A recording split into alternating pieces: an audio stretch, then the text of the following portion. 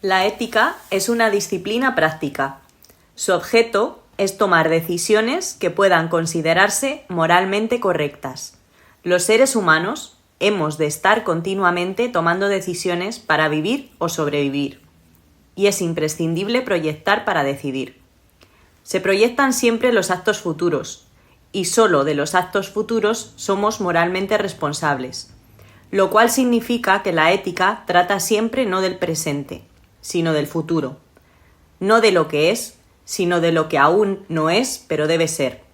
Los problemas comienzan cuando intentamos determinar cómo han de tomarse las decisiones para que los proyectos puedan considerarse moralmente correctos. Somos Elena, Olaya y María. Y comenzamos ¡Friccionando!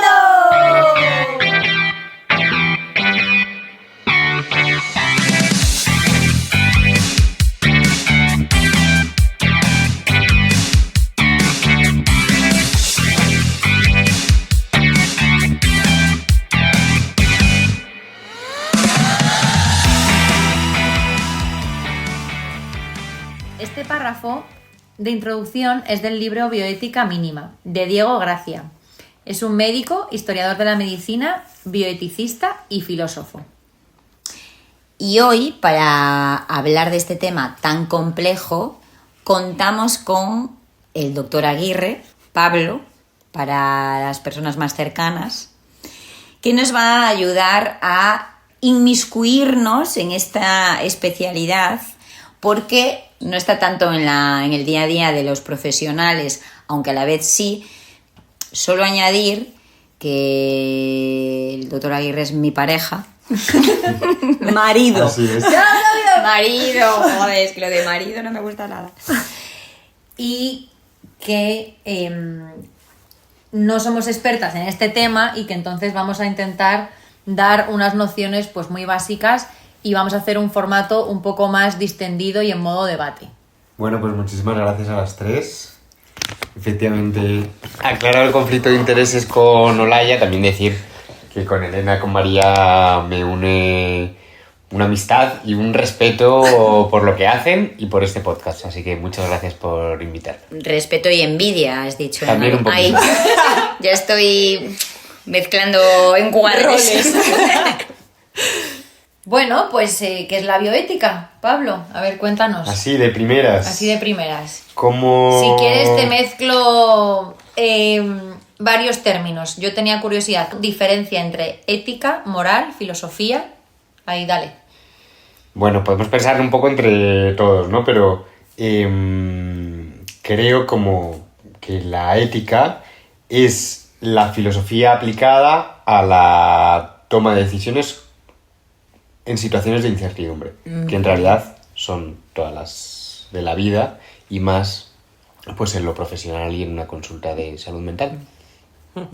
Entonces, en esta cosa de toma de decisiones, la ética y la bioética más en concreto nos ayuda o nos enseña a tomar las decisiones que son las óptimas. Y esto quiere decir no siempre son las correctas, pero sí son las prudentes, razonadas, sabias o responsables.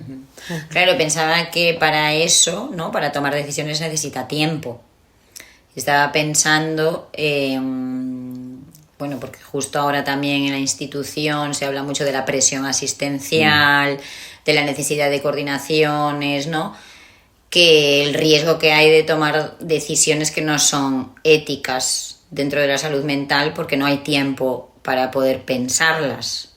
Sí, o sea, aparte de los problemas institucionales, efectivamente todas las situaciones de incertidumbre a todos los humanos lo que nos produce siempre es como querer resolverlas ya y tomar una decisión rápida que suele ser espontánea, incorrecta, y entonces es verdad que la ética te da como el cimiento para el temple, pararse, evaluar bien qué está pasando, los hechos, los valores que están en conflicto, y ya con todo eso, que es mucho y requiere de tiempo, pensar un poco como los deberes, que es como qué acciones vamos a llevar a cabo que sean como las prudentes, como hemos dicho.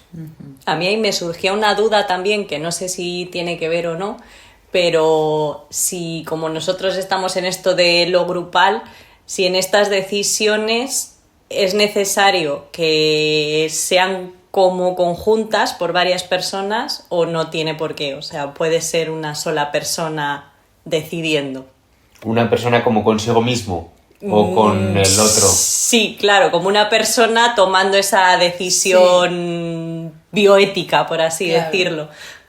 A ver, o sea, no sé, esto ya es como, si nos ponemos a, yo creo que como filosofía nos atañe a todos porque todos estamos tomando decisiones todo el rato, pero más como en salud mental o en el ámbito médico se toman decisiones, pues médico profesional con el paciente, pero yo también, igual que vosotras, comparto la idea de lo grupal y al final siempre que hay, o sea, la relación terapéutica no solo está el médico y el paciente, está los familiares reales o fantaseados, los allegados, la historia vital que traiga cada uno, en la parte más sanitaria, los equipos, la institución, lo social y también incluso el momento sociohistórico. Entonces yo creo que se juntan ahí un montón de factores y yo la verdad es que creo que cada decisión compleja en realidad conlleva a un grupo tomando una decisión.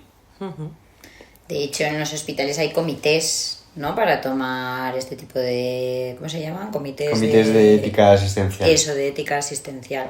Que además son comités que están conformados por gente, cada uno de su... Hablando rápido y mal, de su padre y de su madre, ¿no? Que allí se mezcla... O sea, la variedad está... encima de la mesa. Pero que creo que tiene un sentido, ¿no? Que haya... Tiene, sí. O sea, tiene que haber expertos en ética, expertos en muchas ramas de la medicina para aclarar bien pues, los hechos que están en juego, pero es verdad que hay representación de pacientes, de familiares, juristas, trabajadores sociales y otras ramas, porque cuanto más heterogéneo es el grupo, pues más prismas y más completa yo creo que es la mirada. Y así yendo al salseo, Pablo, ¿cómo surgió tu interés por la bioética? Bueno, pues no sé, yo creo que me llama la atención desde siempre, ¿no? Desde la carrera, que la técnica y los conocimientos estaban muy bien, pero igual se quedan como un poquito como te quedas con ganas de más, con saber pues de qué estabas hablando. Y luego yo creo como que pues en la práctica clínica y en el hecho de tener que tomar decisiones y gracias pues a que me he encontrado gente como muy válida y que me ayuda mucho en todo esto, pues me ha ido empujando pues primero a valorar lo que es la toma de decisiones compleja, a valorar al comité de ética asistencial que en mi hospital que yo trabajo en La Paz, la verdad es que son referentes y son como ejemplo no solo de cómo lo hacen, sino de como un ejemplo dentro del hospital. Y luego, bueno, tengo grandes compañeros que me han empujado un poco amablemente a formarme en esto y estoy encantado. Como di nombres, hombre, mójate. Barbero, Pues, ¿no? ¿Cómo se llama? Javier Barbero, mi jefa que es Ángela Palau, que también está muy metida. Estuvo con nosotras. Lo sé, Es verdad. Lo sé. Y luego es verdad que dentro...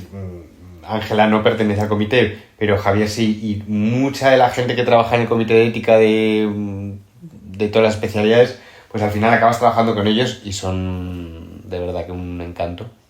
Y me han llevado a hacer la formación que dirige Diego Gracia, que es con quien habéis empezado el capítulo, así que un saludo orgullo desde y aquí. un saludo. Pensaba que si hay como determinados casos en los que, o sea, que entiendo que todo es muy personalizado, pero como que si hubiese ciertas decisiones que siempre van a ser más óptimas que otras. Es que no... Sí, o sea, Como que óptimo creo es... que es un punto, o sea, como que yo lo veo más en una o sea, siendo dos decisiones correctas, qué difícil es tomarla y entonces vamos a pensar entre todos cuál tomar. Pero me cuesta pensar el término como de óptimo o correcto o, ¿sabes? Como que... Yo lo Pues veo es muy más, interesante, sí. lo veo más que me quedaba ahí topillada. Lo veo más desde el no saber, o sea, desde el qué difícil tomarla, desde las decisiones difíciles. Claro, de eso va. Pero, claro, que primero que hay que separar. Cuando Porque las como ya decisiones hemos son- debatido antes, yo no quiero pensar que lo que tú vas a decir es más óptimo que lo que pienso yo. Claro, ¿sabes? pero, o sea, cuando se estudia todo esto y se enseña o empiezas a investigar más en el método, que es la deliberación, que es como analizar los hechos y luego los valores y luego los deberes, siempre hay que salir de los extremos de acción o intentar salir de los extremos no porque sean extremos, sino porque lesionan siempre, se cargan uno de los valores en juego. Entonces, tienes que encontrar otras alternativas más en los grises y siempre en un momento dado, para cada quien hay una óptima, pero eso no significa, o sea, no hay una correcta, porque tú y yo, si deliberamos sobre un tema, podemos llegar a dos conclusiones válidas y que sean óptimas, pero no tienen por qué ser la misma, igual que la medicina. O sea, podría haber varias decisiones óptimas. Nunca la bioética te va a decir, mira, lo que tienes que hacer, porque entonces habría ya una ley, es esto. Claro, por eso me venía la cosa de si ya hay ciertas decisiones que ya se piensan en el comité ético y ya no hay que volver a pensarlas. Porque ya se pensaron y ya se decidió que esa era la óptima, ¿sabes? No, por eso porque te es digo. o sea, es caso. como el Claro. caso de capacidad. Todo depende de un momento dado en un momento particular. Y además que el comité puede mostrar alegaciones, Sí. es como al final como la ley, que es una interpretación. Y hay siempre una escala de grises. Sí.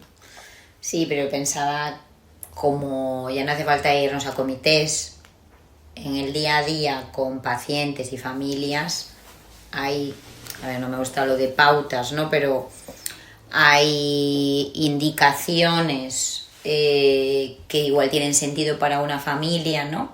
Y para otras no. Quiero decir, Ahí tiene que ver, o sea, creo Claro, que pero esto... es que el término bioética para mí sí es como más global. Y por eso a mí se me mezcla mucho con lo de la moral también. O sea, Claro, porque está el sustento epistemológico conceptual, que es la ética, que es una rama de la filosofía, y luego está la bioética, que es como la filosofía, o sea, la ética aplicada a la toma de decisiones de la vida en general y lo que nos atañe como de la medicina o de la salud en particular. sí. No, esto no te he aclarado. del No, todo. sí, sí. No, pero sigo con esa parte. Deliberando. Sigo deliberando. Ayuda igual a pensarlo como... claro, si lo pensamos como método, el método deliberativo, que es lo que plantea Diego Gracia, es primero se analizan muy bien los hechos como en una historia clínica. Y luego están los valores, pero los valores en conjunto, que son los que presenta el caso, los tuyos, los del paciente Claro. y los de todo el mundo. Todo lo que está en juego. Y de ahí, que eso es verdad que suele ser la parte como más complicada, se ponen como en una balanza los valores que están en conflicto Sí. en ese momento. E intentas encontrar como las La acciones decisión. o las decisiones que preserven lo más posible Exacto. todos los valores en juego. Yo pensaba que, es que eso se podría llevar como a muchos otros ámbitos, ¿no? Como a la vida, por ejemplo. Como a la vida, por ejemplo. Totalmente de acuerdo. claro, yo pensaba también... No, o sea, ¿qué hago y qué no hago? No hace falta irse al comité. O sea, Claro. yo mañana, ¿qué hago? De ¿Me cambio de comer, trabajo ¿no? o no? De comer, ahora que como de todo. Y hay tantas posibilidades. ¿Qué es lo óptimo, no? ¿Qué es lo óptimo? No, pero como que igual tiene que ver con una manera de pensar. Pues ojalá que sea así. ¿No? O sea, es verdad que... Como Podría de ser. deliberar, aprender a deliberar no es fácil. Claro. Quiero decir que no todo el mundo... Sí, Cada uno entiendo. delibera también a su manera. Bueno, pero es incorporar, o sea, es incorporar a mucha gente, incorporar los valores. Hay una corriente que también es centrada mucho en la toma de decisiones en base a los valores de la psicología, ¿no? Ah, aceptación y compromiso, dices, sí. Va mucho con lo de los Sí, valores. pero también con la humanidad. Quiero decir, yo me guío por por unos valores y en las relaciones que yo establezco con otros tengo en cuenta esos valores. Si yo me encuentro con una persona que no tiene esos mismos valores, pues tendré que sopesar otras cosas para ver si lo óptimo es seguir manteniendo esa relación. No hablo de ti, ¿eh?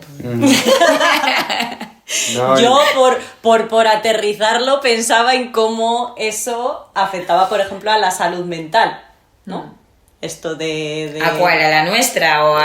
También. Pero como profesionales en este caso, Claro. ¿no? ¿Cómo ¿Cómo se hacerlo, aplicaría? ¿no? ¿Cómo se aplicaría en el Pero caso siempre de... hay que preservar, Me en esto que preguntáis a dice mí. Elena de la salud mental, sí, porque hablas mucho de preservar los valores tal. Porque los principios de justicia, no maleficencia, beneficencia, eso siempre tiene que estar... Siempre Eso- hay que tenerlo en cuenta en la deliberación. Eso ya va por otro Esos lado. son los principios básicos que siempre, o casi siempre están en juego, pero luego puede haber otros valores, pero efectivamente no siempre se preservan todos los valores. Por ejemplo, en el caso de la salud mental, siempre está puesto casi, o muchas veces los problemas complejos que tenemos es entre autonomía y beneficencia, pero hay muchos más. Sí, O sea, hay mucho más claro. conflicto de valores. Siempre que hay un conflicto de valores, tenemos un problema moral y entonces tenemos que dar una solución a ese dilema que si lo hacemos dilemático solo sí o no, blanco y negro, Claro. y lo convertimos en problema para ver cuál es la opción que más preserva todos los valores en juego. Que estaría bien que así pincelada de los principios si los puedes definir un poco, porque creo que es interesante para la gente para los Sí. múltiples y cientos de personas que nos escuchan cada mes. No, pero que igual que no son de la profesión, que estaría bien que conociesen que hay unos principios que hay que Los seguir. principios éticos como fundamentales, Sí. que es la autonomía, la beneficencia, la justicia y la no maleficencia. Y que los explicamos un poco entre todos. Sí, Uf, Las miradas hacia ti son... sí. Puedes continuar explicando. a ver cómo... Sobre todo Sí. los médicos. Bueno, pero esto es lo típico, y el juramento hipocrático y toda esta historia. Claro, todo esto...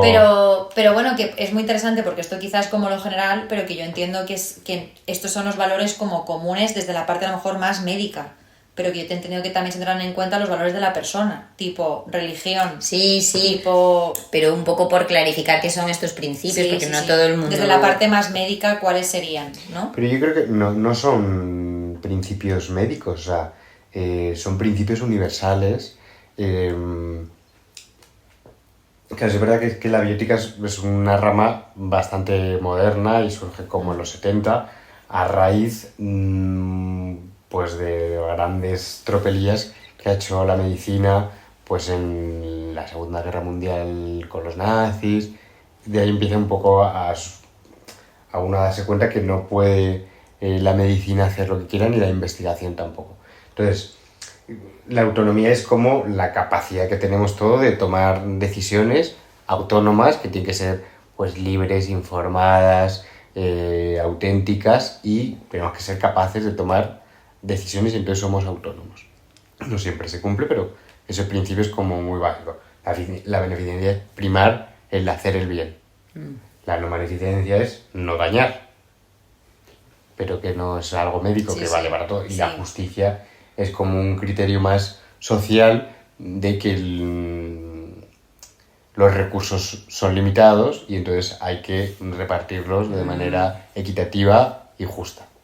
Más o menos así. Claro, planteado. pensaba en el COVID, ¿no? La época COVID, Pues ahí efectivamente... porque los recursos ahí eran muy limitados. Sí, esos son como... También hay una bioética de las situaciones de catástrofes Ajá. y emergencias, donde de repente los valores que normalmente están en juego pues se Claro. alternan porque tienes que primar unos recursos sobre otros. Bueno, son decisiones, pues como ya sabéis, muy complejas. ¿Y cuáles son las más frecuentes, así con las que tú sueles lidiar? O sea, yo trabajo en un espacio terapéutico muy concreto, que es la interconsulta del hospital, y entonces muchas veces nos consultan y estamos para todo el tema de la capacidad en, pues, rechazar tratamientos o intervenciones claramente indicados en un momento dado, o solicitar la alta voluntaria en un momento de riesgo vital. Bueno, es verdad que es también lo que más me he solido yo ocupar este tiempo, que son muy interesantes, la verdad, y muy complejas. Bueno, y ahora desde que se aprobó la ley de eutanasia, ¿no? Entiendo que os habéis encontrado con algún caso, ¿no?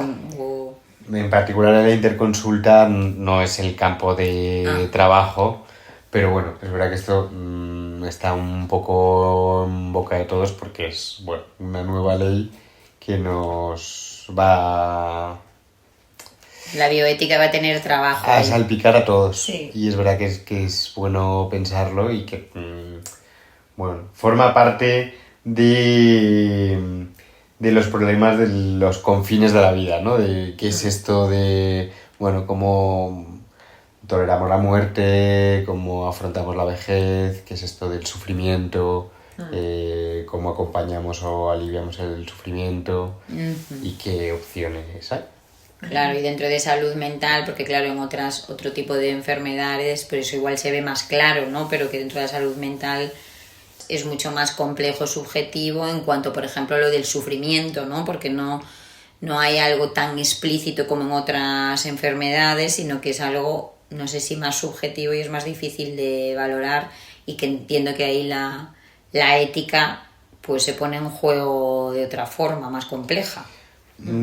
Sí, pero no estoy muy de acuerdo en que el sufrimiento, o sea, tenemos que equiparar el sufrimiento psíquico al físico, porque si no, estamos cometiendo un poco un agravio al el sufrimiento es sufrimiento. El sufrimiento es de quien lo tiene. Y entonces tenemos que ver cómo nos enfrentamos a explorarlo, a narrarlo y ayudar al otro también a narrar su sufrimiento y qué hacemos con él, sea físico o sea psíquico. Lo que pasa es que es verdad que en los casos de sufrimiento psíquico y eutanasia, pues todo se vuelve más complejo, claro, y más difícil.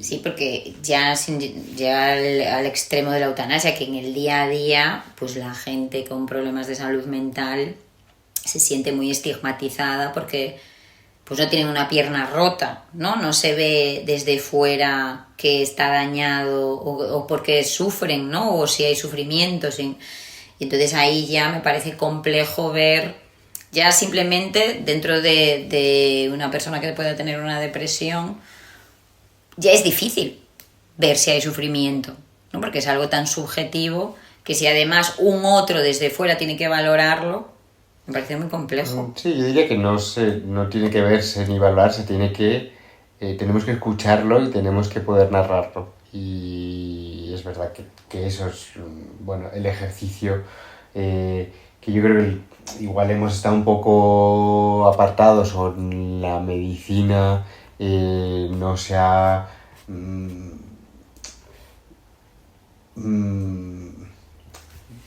metodologizado, no, pero bueno, estructurado tanto una exploración del sufrimiento, pero igual es verdad que es lo que toca. Y para eso pasa con preguntarle al otro cómo sufre, pero también en el sufrimiento está que, o sea, el sufrimiento puede ser físico, puede ser psíquico, tiene como varias ramas, también es la espiritual. Entonces depende de tus valores, tus expectativas, donde pongas qué es para ti la calidad de vida o qué es para ti el dolor, pues tendrás un sufrimiento u otro, y eso hay que recogerlo y hay que explorarlo.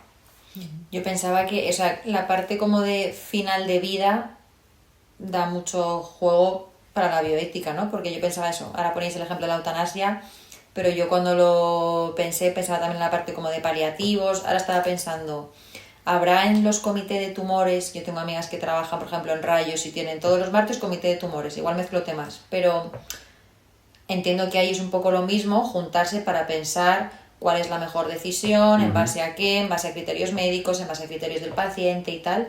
No sé si también ahí, por ejemplo, hay un representante de la parte bioética, si en paliativos también hay esta función, ¿sabes? Como que me parecería importante que hubiese un representante de bioética en cuanto a la toma de decisiones de muchas cosas, no solo de bioética pura, algo así. Igual que más que un representante, yo creo que es verdad que tendríamos que aprender todos Bueno, voy a incorporar ese a formato. deliberar y a aprender a pensar que efectivamente es como que con los hechos que nos han enseñado y con los conocimientos que nos han enseñado en nuestras carreras, pues está claro que son necesarios, pero que no se te abren las decisiones ni se iluminan, que hay Ya.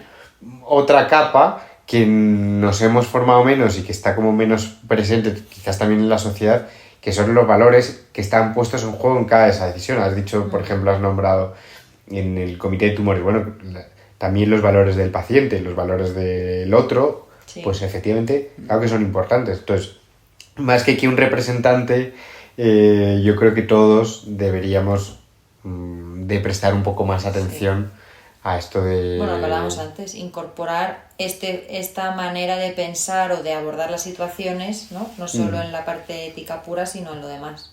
Yo creo que Lo también... de paliativos, ¿cómo lo ves? O sea, antes de meternos en lo de paliativos, creo que también la medicina ha cambiado un poco y efectivamente que antes era como muy paternalista y es, Sí. pues esto es lo que se hace y es lo mejor porque es beneficiente, pero claro, ahora la toma es mucho más consensuada y una relación donde se pone en juego qué piensa cada uno, cómo se desarrolla la información, qué valores hay en juego, qué expectativas, qué riesgos. Entonces, todo eso forma parte de la deliberación. Cuando uno no tiene una respuesta de antemano ni tiene la respuesta correcta, pues hay que ponerse a pensar. Sí. Claro que yo ahí me había quedado también pensando, Pablo, en lo que decías antes del momento en el que surge esto de la bioética, ¿no? Que fue después de la Segunda Guerra Mundial, que decías que también entiendo que la bioética habrá ido cambiando un poco, ¿no? Como su proceso, que los conflictos que podía haber en ese momento, ¿no? Como decías, igual son diferentes de los que hay ahora, ¿no? No sé ahí cómo ha ido un poco evolucionando. Joder, no dais puntadas sin hilo, vaya preguntita. Friccionando nos llamamos. O sea, es verdad que la bioética es moderna y surge ahí, la ética no, la ética está ya en la Grecia Inventada. clásica, claro. Ética para amador. Y sí, yo, claro, si pensamos que influye el momento sociohistórico en cada decisión, efectivamente, y que no hay algo correcto, sino prudente, pues según el devenir del tiempo, los conflictos no son los mismos y van modificándose y se priorizan unos valores más que otros. Y esto ha pasado siempre históricamente. Es verdad que en el máster que estoy haciendo se pone mucho hincapié como en mirar para atrás, en mirar cómo la humanidad ha pensado estos conflictos que siempre han estado ahí y que con modificaciones siempre han sido los mismos y bueno. Sí, pero creo que el momento social influye mucho, porque a lo mejor sí que hace que se den más valor a unos valores que a otros, ¿no? Que es lo que dices tú, que igual antes, si no había tanta horizontalidad a lo mejor de cara a las decisiones médicas, pues a lo mejor el principio de autonomía no estaba tan Se presente prima como quizás ahora, mucho más ¿no? la beneficencia y el primum non nocere. O sea que esta pregunta tenía mucha chicha, ¿no? Total, yo creo que sí. Sí, aparte que hay, o sea, que entiendo que aparte de que los valores puedan ir cambiando con el tiempo, también los instrumentos.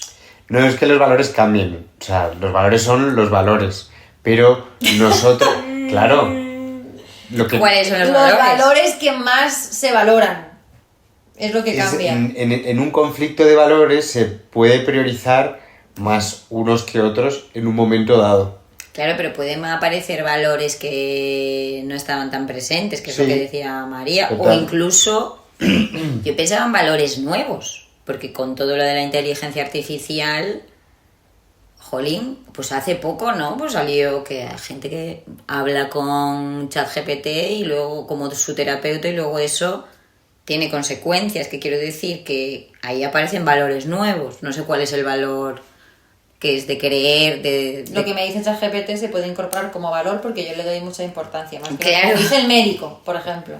¿Cuál es ese valor nuevo que se incorpora ahí? O que antes Pero estaba... no sé si es valor o es, ¿no? Claro. Instrumento, ¿no? Ya, Eso pero ya- lo que genera, lo que hace que una persona utilice ese instrumento, esa decisión está apoyada en un valor.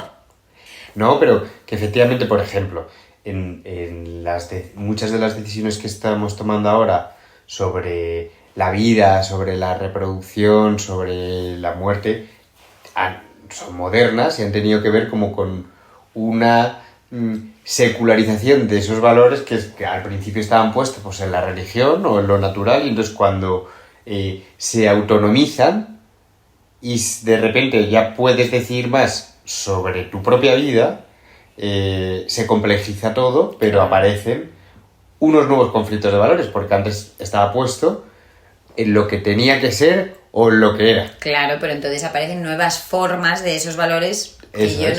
no metería la mano en el fuego con que son los mismos. Yo creo que las cosas se van transformando, las percepciones de las necesidades, de los deseos, bueno. Como veis, cuesta pensar en lo de los valores. Claro, yo Sí. por ya ser como, bueno, ya que friccionamos, pues ya vamos con todo, ¿no? A mí, yo o sea, que no me voy a lanzar ya a la piscina. La crítica o pseudocrítica que puedo hacer como a esto de la deliberación, que creo que es muy necesario, me parece Olaya criticando a Diego Gracia. No, por favor, Diego. No, en general, ¿no? Es pues esto, deliberar. Pues a mí me viene la imagen de pues unos señores fumando pipa y pensando, ¿no? Y digo, ¿dónde está la emoción? Porque quiero decir, en todas las decisiones, aparte de tanto pensamiento y de darle vueltas a valores y cosas, ¿qué papel juega la emoción en todas esas Toda. decisiones? Porque ¿Y dónde no- está? Porque no Pues se habla de ella. Donde no hay emoción es cuando nos creemos que por los conocimientos y por los hechos podemos llegar a tomar una decisión que es correcta, pero cuando metemos la capa de valores estamos poniendo en juego también los nuestros. ¿Qué es lo que pensamos nosotros? ¿Qué priorizamos más? En esta decisión, ¿qué pienso yo? Que lo que pienses tú no es que no importe, es que está en juego. Sí, pero hablas todo el rato de pensar. Yo hablo de sentir. Igual he dicho el verbo pensar, pero los valores se sienten. Pues se habla poco de eso. Los valores yo creo que también van mucho en pensar en lo que tú ¿cuál es mi valor principal? A veces puede ser desde lo racional o a lo mejor desde lo emocional. Claro, pero por eso ¿No? digo que lo emocional tiene mucha importancia y que creo Hombre, que no se ¿cómo habla no? tanto de la emoción, que se habla mucho del pensamiento. ¿Cómo se le da forma al papel tan importante que tiene la emoción en la toma de decisiones? ¿Cómo se tiene en cuenta en la deliberación? Pues templándolas un poco, porque efectivamente las emociones, cuando en una toma de decisiones, y todos lo hemos experimentado, nos dejamos llevar por ellas y estamos en caliente, cuando tomamos decisiones en caliente, suelen ser una cosa rápida, espontánea, para quitarnos la angustia. Y entonces, templar no significa que no haya emoción, significa que tiene que haber un reposo, que tiene que haber también algo que nos ayude a aposentar de lo que estamos hablando para ver racionalmente, aunque no solo, sino también emocionalmente, cómo tomamos decisiones de una forma, bueno, pues más sabia y más prudente. Prudente es minimizar la incertidumbre. No es... ¿sí? O sea, maximizar la certidumbre. No sé si eso se puede hacer, pero desde luego en decisiones que generan incertidumbre, lo que podemos hacer y lo que deberíamos de hacer es, sí, en la medida de lo posible, bajar la incertidumbre.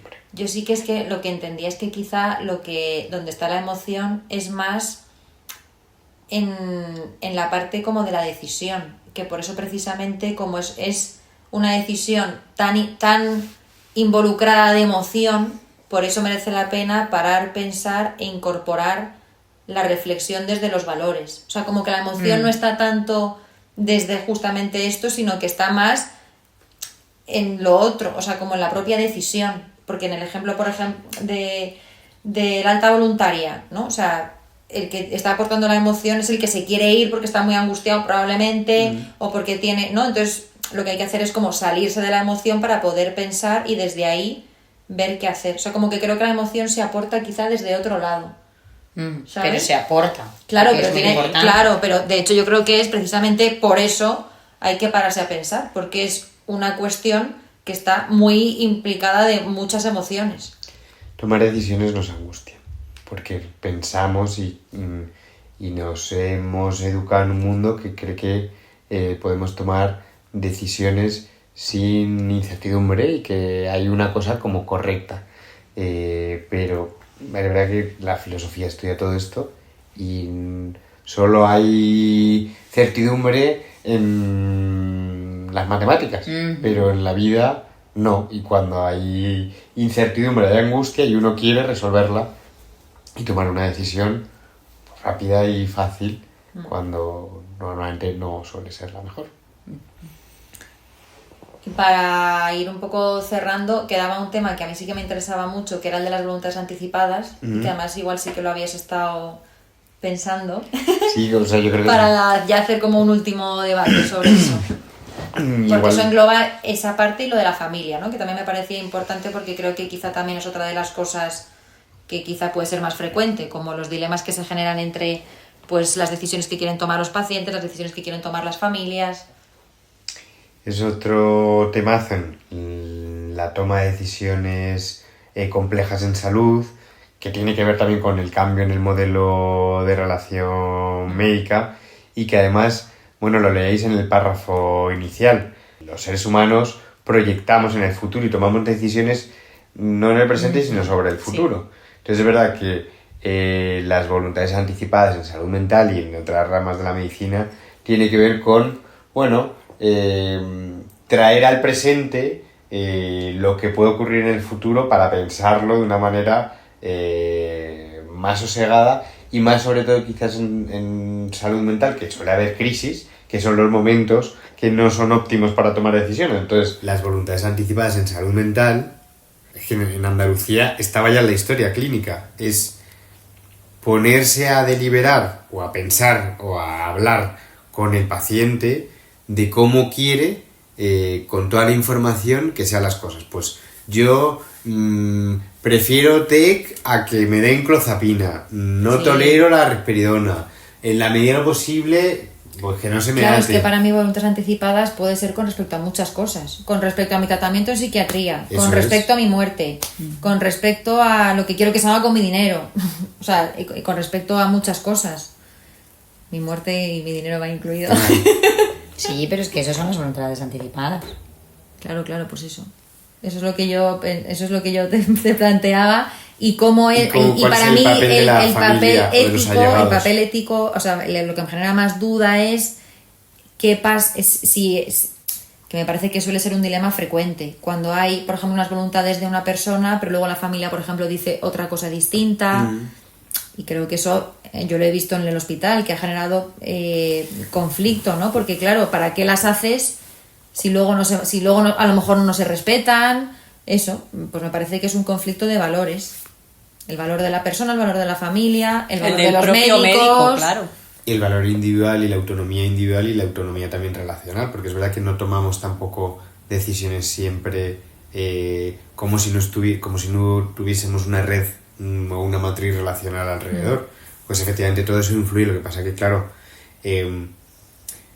Y estaba conectado con lo que sí que decías tú, ¿no? De pensando en quién lo va a ejecutar luego, o sea, claro. Claro, y que yo ahí también pensaba en que quizá incluso ese mismo papel es diferente si yo lo relleno solo en mi casa, si yo lo relleno con el médico y con mi familia adelante, ¿no? Que quizá por ahí también se van moviendo otras cosas y otros valores que va a ser diferente, porque se hace evidente eso, ¿no? Que los Claro. valores míos pueden ser diferentes que los de mi familia, que los del médico que igual tiene que tomar esa decisión, pues igual también chocan, ¿no? Que se va ahí como complicando. Y las instrucciones previas además uno puede elegir y lo recomiendan a un representante que va a ser el que tome las decisiones y el que tú eliges para que te represente y respete tus voluntades en ese momento, aunque no sean las suyas. Y efectivamente es verdad que en todo este proceso la recomendación es hablarlo, compartirlo, expresar qué es lo que uno quiere cuando no pueda decir o en un futuro. Ya lo último, estaba pensando que esto conectaba mucho, ahora que ya me he venido inspirada, mucho con lo del inicio, y pensaba que me ha gustado mucho lo de la bioética, y esto también puede servir para cerrar, porque sí me parecía que incorporaba algo de lo grupal. Que tú preguntabas, ¿la bioética puede ser como uno solo? Pero que quizás sí que tiene sentido hacerlo como en ese conjunto. Pero yo creo que entonces, lo que pasa es que, claro, pues otra vez se vuelven a mezclar los valores de mi autonomía, mis decisiones, cuándo tienen que respetarse esas o cuándo es mejor hacerlo en grupo. Pero en la psicoterapia todo el rato estamos tratando al paciente en la psicoterapia es lo más puro, a través de nuestros valores. Y qué difícil es a veces pues ayudar a personas que a lo mejor tienen valores totalmente diferentes a los tuyos. Y ahí es un poco ver cómo se ponen en juego y aún así que prime la beneficencia para el otro, el no daño, ¿no? Es lo difícil. Sí, primero la comunicación de valores y expectativas, entender que lo que yo pienso no es lo correcto, sino lo que tiene que ver conmigo, y que una decisión del otro puede ser muy respetable aunque no coincida con lo que yo hubiera hecho, entendiendo su esquema efectivamente de pensamiento, emociones, valores y expectativas. Y eso es lo que se trabaja en psicoterapia de grupo. Total. Vamos a tener que venir otro día, Pablo, a hablar de esto porque da mucho de sí. Mucha chicha. Yo tengo que confesar que el otro día me descargué el documento de instrucciones previas. Es que las voluntades anticipadas, o sea, están las instrucciones previas, claro, que son el papelito que uno hace para cuando puedes perder la capacidad por una demencia, porque me quedo en coma después de la moto, por lo que sea, y entonces no quiero que me intuben, no quiero que no se tomen medidas para prolongar la vida. Tienes que además conectarte con qué es lo que me gustaría a mí, pero teniendo en cuenta justo lo que hablábamos hoy, no solo mis valores, sino también del que se va a encargar de eso. Porque el que te desenchufen, pues le va a tocar... A nivel médico, a nivel familiar, por Claro. eso es un temazo. Me pedíais una frase como para terminar, y yo creo que puede encajar con esto, y así es como cerraron también una parte de mi máster, que es un texto de Ortega y Gasset, que habla de que por paradójico que parezca, elegir es ejercitar la libertad, y resulta que eso, el ser libres, tenemos que serlo a la fuerza. Es la única cosa para la cual el hombre no tiene la última libertad, para no ser libre. Si volvemos del revés la figura de la libertad, nos encontramos con que es responsabilidad. Y luego dice en otra parte del texto, el acto de elegir se decía en latín antiguo elegancia. Podemos entender el vocablo con todo su activo vigor verbal. Elegante es el eligiente. Si la famosa ética es el arte de elegir bien, nuestras acciones, precisamente eso, es la elegancia. Ética y elegancia son sinónimos.